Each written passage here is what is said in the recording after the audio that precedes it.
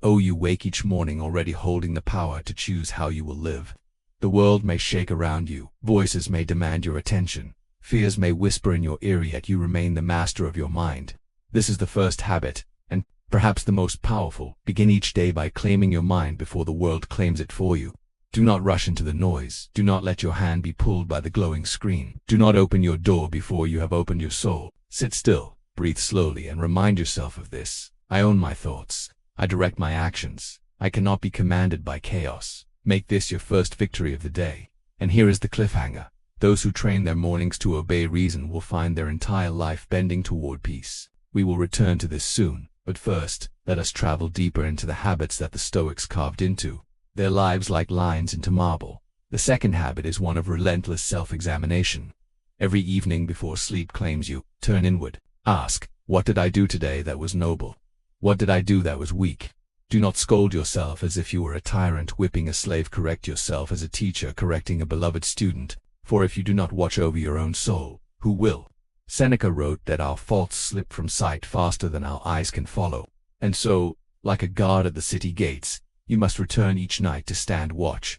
Write your reflections if you can. Let the ink capture your victories and your defeats.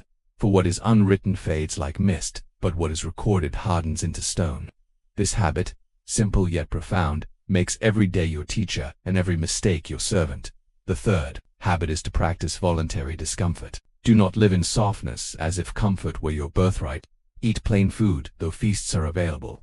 Sleep on the hard ground, though a soft bed is near. Walk when you could ride. Fast when you could feast. Do this not to punish yourself, but to remind yourself that you are free. The man who can endure hunger will never be enslaved by luxury. The woman who can endure cold will never tremble before winter. Epictetus said, when you are pleased with what you have, then you are rich. Voluntary hardship breaks the chains of desire, and without chains, you walk through life unafraid. The fourth habit is mastery over your tongue. How many lives have been ruined by careless words? How many friendships destroyed, reputations shattered, or hearts wounded by lips that moved faster than reason? Before you speak, let silence be a teacher. Ask, is it true? Is it kind? Is it necessary? If not, swallow your words, for silence harms no one. Marcus Aurelius wrote, does what you say stand above silence? If not, remain quiet. You will never regret a word you did not say. This habit sharpens your wisdom and shields you from the storms of regret. The fifth habit is to see time as your most sacred treasure. You may lose gold and recover it. You may lose land and reclaim it. But each moment that passes is gone forever, carried away like water in a river. Seneca said, it is not that we have a short time to live, but that we waste much of it. Every wasted hour is a theft against yourself. Therefore guard your time as you would guard your life. Say no to what drains you. Say yes to what strengthens your soul. Spend your minutes as if each were a coin given by the gods, for soon the purse will be empty. And when you feel you have no time, remember, the present moment is already yours, if you will only claim it. The sixth habit is to embrace obstacles as fuel. Do not curse the stone in your path that was placed there to train your strength. Do not despise the enemy who resists you, they are sharpening your virtue. Marcus Aurelius said, the impediment to action advances action. What stands in the way becomes the way. When you meet resistance, remind yourself, life has just given me a teacher. The muscle grows only by strain. The mind grows only by challenge. The soul grows only by trial. To avoid hardship is to avoid growth. So welcome each obstacle as a blacksmith welcomes fire, knowing that it will shape you into iron. The seventh habit is to remember your mortality each day, not as a shadow meant to frighten you, but as a lantern meant to guide you. Whisper to yourself, I will not live forever. Let this thought sharpen your gratitude, deepen your love, and awaken your courage. When death sits at your table, every meal tastes richer. When death walks beside you, every embrace becomes sacred. The Stoics called this memento mori, the memory of death. To live with death in mind is to live without wasting time. Do not fear it. Death is but nature's law, and nature has never betrayed you. The eighth habit is to control your perception. Events in the world are not good or bad, they simply are. It is your judgment that paints them with color. Whose a coin your mind may call it tragedy, but it is only an object gone. Face insult your mind may call it humiliation, but it is only sound passing through air. The world is indifferent. It is your interpretation that enslaves or frees you. As Epictetus taught, men are disturbed not by things, but by the view they take of them. Practice the habit of pausing before judgment. Ask, is this event truly terrible, or is it only my thought about it? By mastering perception, you master peace. The ninth habit is to live for virtue above all else. Wealth may come, beauty may fade, health may falter, fame may vanish, but virtue remains. Courage, justice, wisdom, temperance, these are the pillars of a life unshaken. Every action is a choice. Will I act with virtue or will I betray my better self? Do not measure your life by pleasures gained or possessions gathered. Measure it by the goodness you leave behind. The Stoics believed that the only true good is virtue, and the only true evil is vice. If you live by this, then fortune can do nothing to you, for your happiness rests in your own soul. The 10th habit, the crown of them all, is to live in accordance with nature. This does not mean wandering in forests or rejecting the city. It means aligning yourself with the order of the universe. The sun rises without complaint. The rivers flow without hesitation. The tree bends when the storm demands, yet stands again when calm returns. So too must you live. Do not resist what you cannot change. Do not rage against the turning of seasons. Do not demand that the world obey your will. Instead, align your will with the world.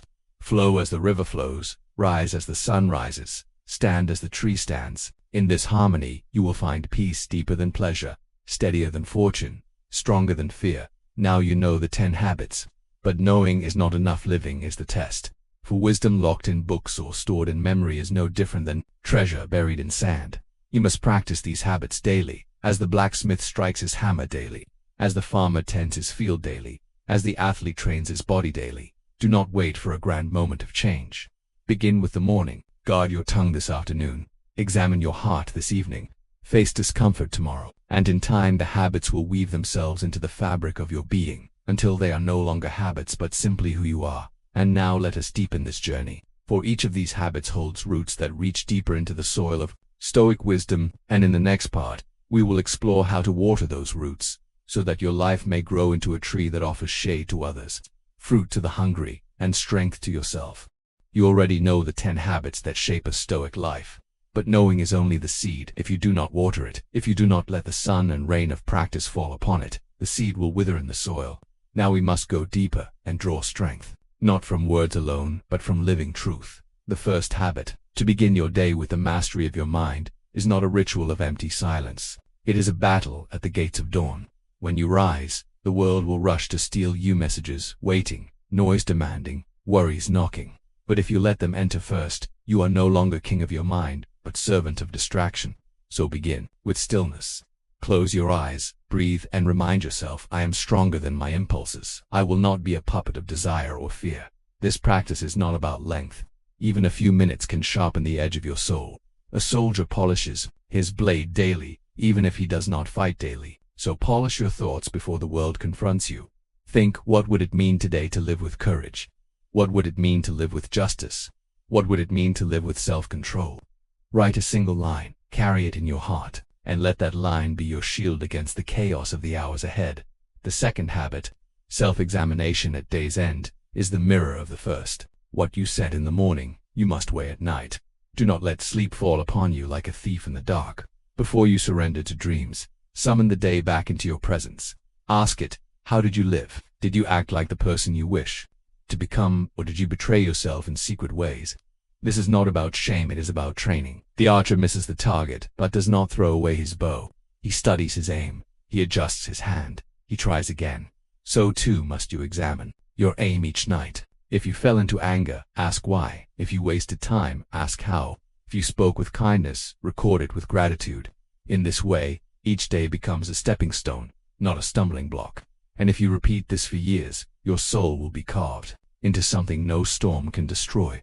The third habit, voluntary discomfort, often frightens the modern mind. We are taught to flee from hardship, to medicate every pain, to soften every edge. But comfort breeds weakness, and weakness breeds fear. If you only eat sweet fruit, the bitter root will destroy you. So train yourself, not with cruelty, but with wisdom. Skip a meal, and discover that hunger cannot enslave you. Walk in the rain, and discover that cold cannot conquer you. Sleep on the ground, and discover that softness is not necessary for rest. These acts are small, yet they break chains stronger than iron. For when fortune strikes and hardship arrives uninvited, you will already be its friend. You will not tremble, for you will recognize the face of difficulty as an old companion, and in that recognition you will stand unbroken. The fourth habit, mastery of the tongue, is perhaps the hardest. For the tongue moves faster than reason, and words once spoken cannot be recalled. A sword may wound the body, but a word may wound the soul. So guard your speech as a warrior guards his blade. When anger rises, pause. When gossip tempts you, turn away. When silence would serve, let silence win. This does not mean never to speak. It means to speak with intention, as a physician applies medicine. Sometimes the cure is bitter, but it heals. Sometimes the cure is sweet, but it strengthens.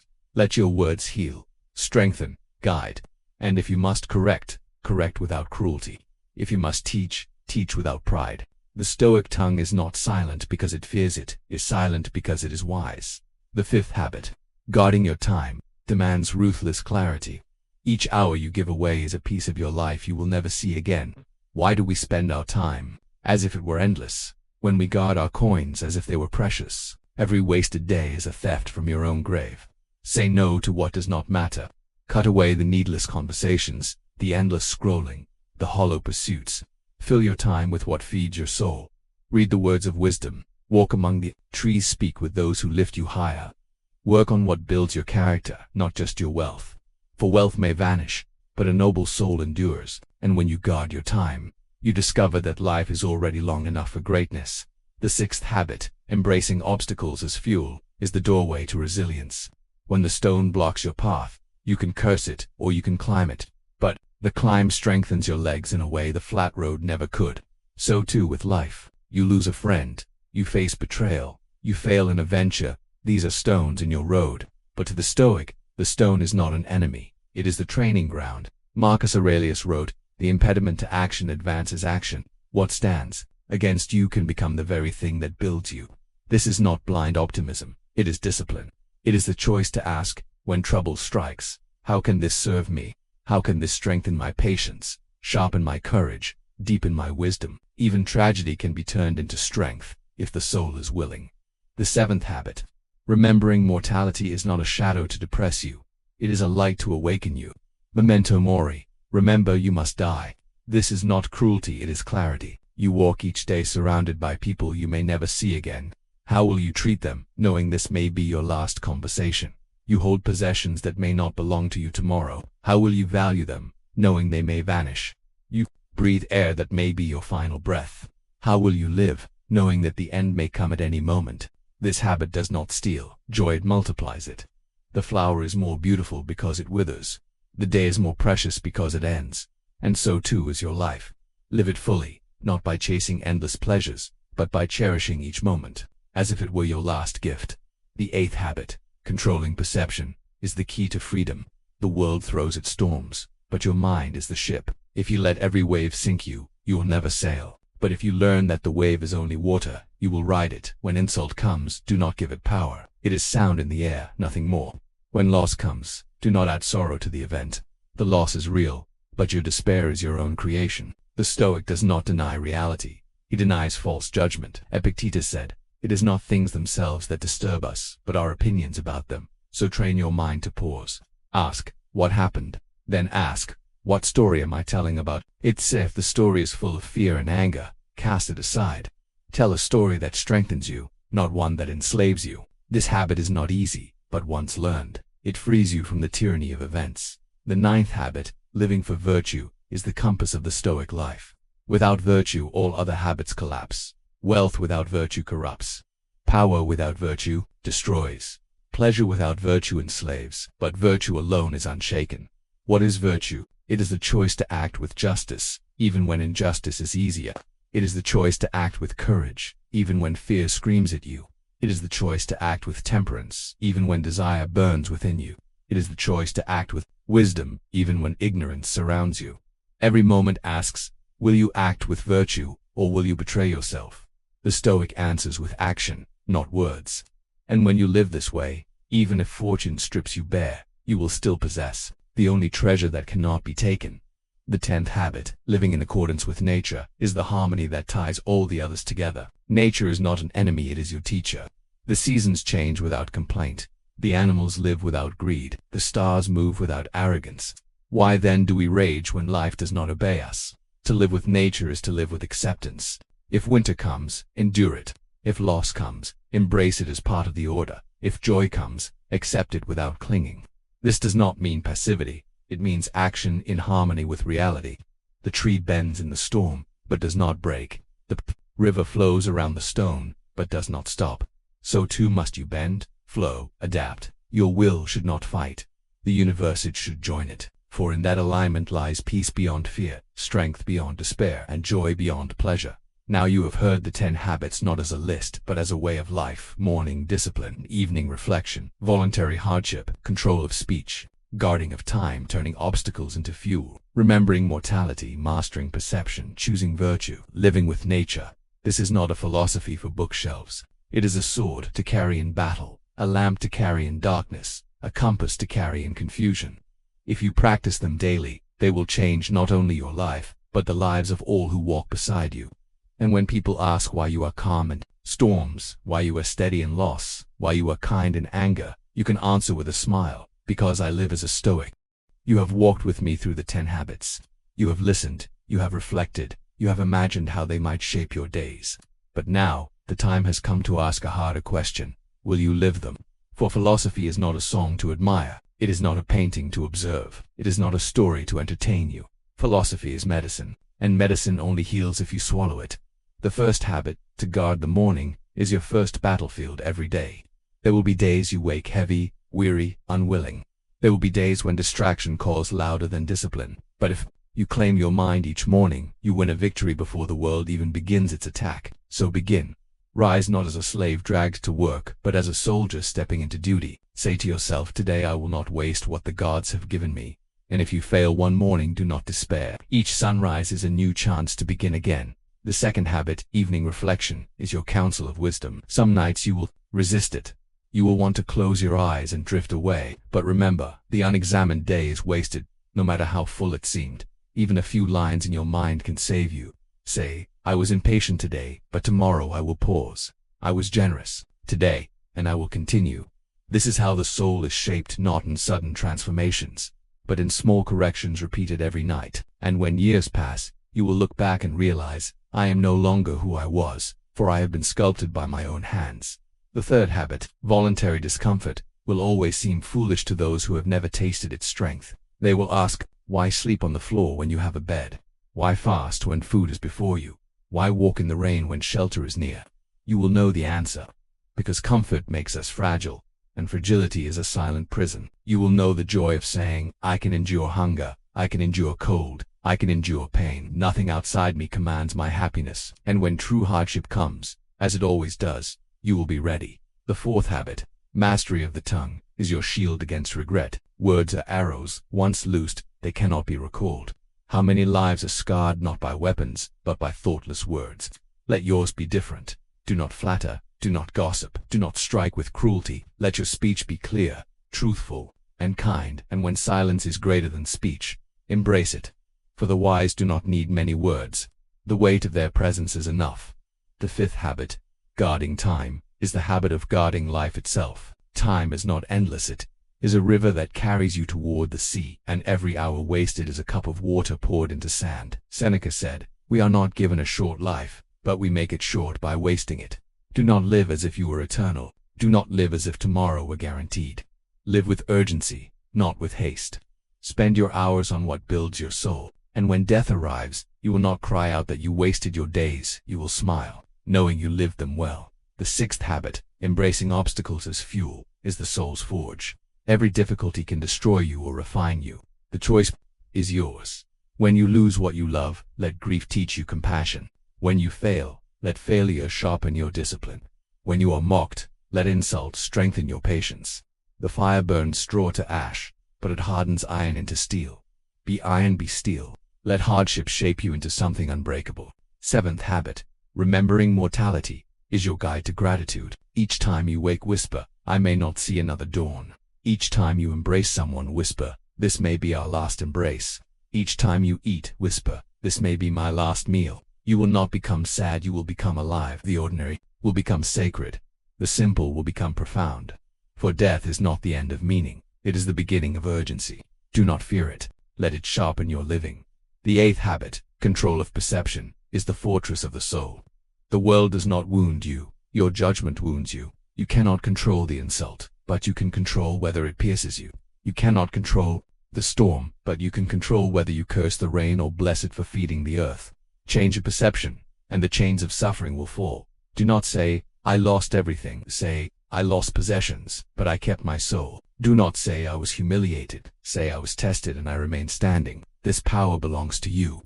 No one can take it. The ninth habit, living for virtue, is the measure of a life. What is wealth without virtue? A chain of gold. What is pleasure without virtue? A drug that poisons. What is fame without virtue? An echo in an empty hall. Virtue is the only treasure that grows as you spend it. Every act of justice strengthens justice. Every act of courage multiplies courage. Every act of wisdom opens greater wisdom. Every act of temperance makes freedom deeper. Live for virtue, and you will never be poor, never be empty, never be lost. The 10th habit, living in accordance with nature, is the path of peace. You are part of the whole. You are a wave in the sea, a leaf on the tree, a star in the sky. When you resist the order of things, you suffer. When you align with it, you are free. The river flows, do not dam it with rage. The seasons change, do not curse them with longing. Your life begins and ends, do not fight it with fear. To live with nature is not to surrender, it is to join the dance of existence. And in that dance, you will find joy deeper than possession, freedom greater than power, and peace beyond understanding. Now, traveler of the soul, you hold the 10 habits in your hands, not as words on a page, but as tools to be used. What will you do with them? Will you set them aside as another forgotten teaching, or will you take them, live them, and let them transform you? I tell you this, live them, even imperfectly. Practice them, even with struggle, for every small effort will lift you higher than idleness ever could. You will stumble, yes, but each stumble is still forward if you rise again. And when you live them, your life will not only change your own path, it will light the path for others. And here, I ask something of you. If these words have stirred something in you, if they have guided your heart even for a moment, then share your own reflections in the comments below. Your words may become a lantern for someone else walking through their own darkness. If you wish to walk further with this wisdom, subscribe, so that we may continue this journey together. And if you know someone, a friend, a brother, a sister, a stranger who needs this strength, share this message with them. For wisdom is not meant to be hoarded, it is meant to be given. The Stoics spoke across centuries, across empires, across lives. Their words reached you. Now let their words reach through you, into the lives of others. Remember, guard your mornings, examine your evenings, embrace discomfort, control your tongue, value your time, turn obstacles into fuel. Keep death as your teacher, master your perception, live for virtue, align with nature. Do this and your life will change forever. Do this and you will walk as the Stoics walked, calm in chaos, strong in loss, alive in every breath. And when the end comes, you will not fear it, for you will have lived not just as a human, but as a soul aligned with truth. Asterisk, remember your days are limited, but your choices are infinite. Live with courage, live with virtue, live as if today is the only day you will ever be given.